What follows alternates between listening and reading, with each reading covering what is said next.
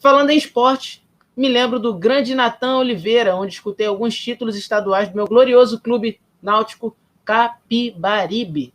O Náutico de Pernambuco, o Natan Oliveira, que ele foi um dos narradores esportivos da Globo, ele trabalhou na Rede Globo de televisão em 87, quando teve a Copa União, ele era um dos narradores esportivos, ele era da Globo Nordeste e foi promovido à Rede, quando a Globo quase não tinha narrador esportivo. O Galvão Bueno viajava muito, o Oliveira Andrade ele ficava em São Paulo, ele narrava os jogos dos times pernambucanos, Natan Oliveira, tinha o Fernando Sasso, que era de Minas Gerais, aquele do Tá no Filó.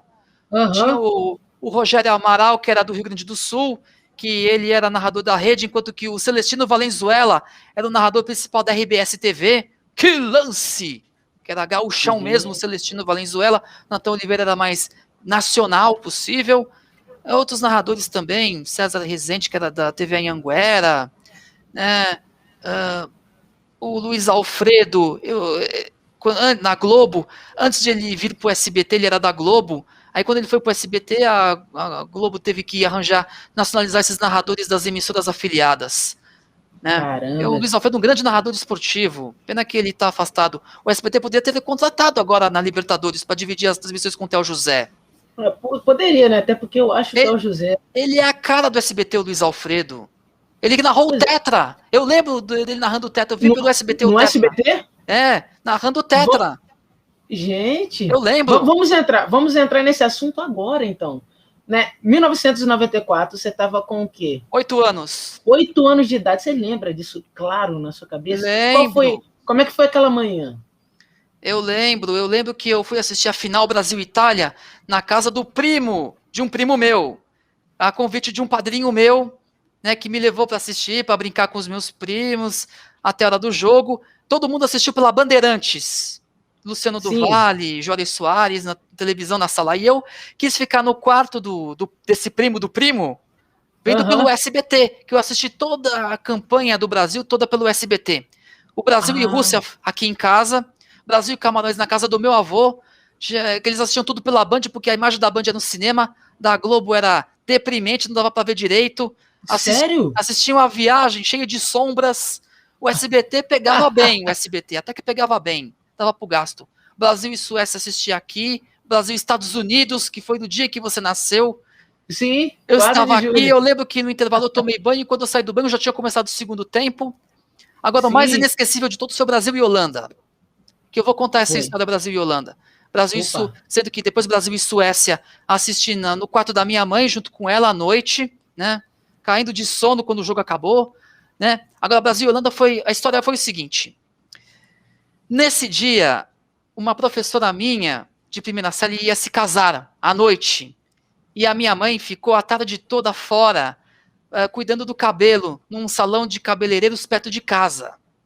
Sim. Fiquei o dia todo sozinho, enquanto que o cônjuge da época estava assistindo o jogo, acho que na casa da mãe dele, né?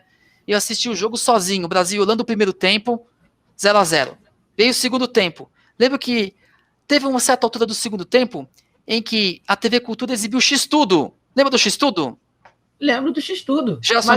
Gerson de Abreu, né? Sim, a TV Cultura, ela tinha a transmissão da Copa também? Não tinha, não. Acontece o seguinte, que a TV Cultura estava com a programação normal e exibia um programa inédito, em pleno jogo do Brasil, segundo tempo. Eu mudava de canal para TV Cultura, vendo X-Tudo, que eu adorava o programa, que era inédito semanalmente, e mudava para SBT para ver o jogo. E aí, num lance e outro, via lá o Brasil fazer 1-0, depois via o X-Tudo, mudava, via o Brasil fazer 2-0, via um pouco o X-Tudo, aí dava o intervalo, eu via uma parte do jogo, aí a Holanda diminuiu, e aí tocou o telefone, e a minha mãe falando, oi, Egon, tudo bem? Tudo, mãe. E aí, como é que tá no salão de beleza? Aí eu tô arrumando o cabelo, daqui a pouco você vem, espera o cônjuge vir aqui em casa para você poder tomar banho. Como tá o jogo? Brasil 2, Holanda 1. Opa, que legal. É porque, eu não sei se estava acompanhando o jogo, se era pelo rádio, ou não tinha rádio, não pegava direito lá, Rádio Bandeirantes, Rádio Globo, Jovem Pan, né? Ela estava longe, né?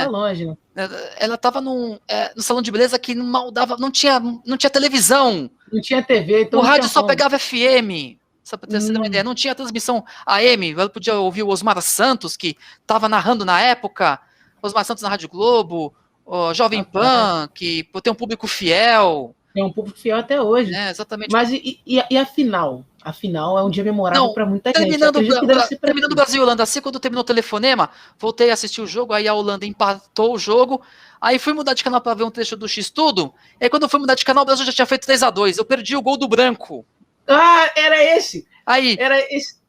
Aquele gol do pênalti, né? Era aquele gol de falta. Eu fui mudar de canal, vi o amarelinho pulando na tela, aí eu vi que o Brasil tinha feito o gol. Né? No momento que o amarelinho estava pulando na tela, o Branco já tinha feito o terceiro gol, perdi o terceiro gol do Brasil.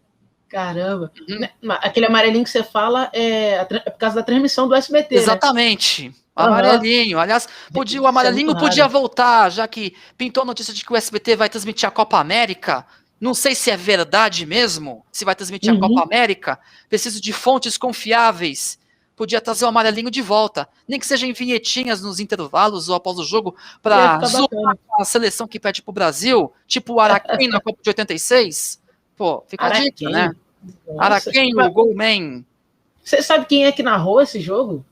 Quem? No SBT? O Brasil e Holanda? Brasil e Holanda? Isso. Não, o Luiz Alfredo narrou todos os jogos do Brasil da Copa de 94 pelo SBT. Luiz Alfredo. Caramba. E a final? A final agora? A final eu fiquei o tempo todo no quarto, aí tempo normal, prorrogação, nem prestei atenção no jogo. Eu lembro do Luiz Alfredo anunciando Éramos 6, amanhã, depois de A Viagem e reapresentação, logo depois de Pátria Minha, que era a novela que a Globo ia estrear no dia seguinte. Caraca! E aí veio os pênaltis, aí eu aproveitei para roubar umas pipocas que estavam na sala do pessoal que estava assistindo na sala ao lado, e assisti ver os pênaltis. Aí eu vi os pênaltis, eu via o burburinho do pessoal vibrando quando o Baresi chutou para fora, né? Mas eu não vi. Todo mundo deu a mão também? Não, eu não vi esse negócio de dar as mãos, não. Eu não tinha noção, porque eu não curtia esportes naquela época, eu tinha 8 anos, mas aí quando teve aquele chute culminante do Roberto Baggio chutando para fora, eu dei uns pulinhos de contentamento. Mas eu não tinha consciência do tetracampeonato. Dei uns pulinhos de contentamento. Não, e a rua? E a rua? Como é que foi aquela festança quando tu saiu pra rua e viu, caraca? Eu lembro quando eu voltei para casa, tinha um pequeno congestionamento no meio do caminho, tinha uns carinhas lá que estavam andando no meio da rua, abraçando lá um motorista que estava na frente do carro em que o meu padrinho estava me levando de volta para casa. E quando eu voltei para casa, liguei no SBT, estava exibindo um programa especial da Copa do Mundo, mas o programa Silvio Santos quase não foi pro ar naquele dia. Caramba, você chegou a gravar isso na época? Olha, eu não tinha videocassete. Meu pai queria comprar videocassete, mas a minha mãe não quis comprar videocassete. Demorou muito pra gente ter videocassete aqui em casa. Foi memória aqui. Eu lembro que no dia da final, o SBT, depois do jogo, exibiu um programa especial. E aí, quando terminou esse programa especial, colocou no ar um sorteio da Telecena com a Cristina Rocha e o Mauro Zuckerman fazendo o sorteio da Telecena. Gente, é incrível a sua memória televisiva, Egon. É uma coisa espetacular mesmo.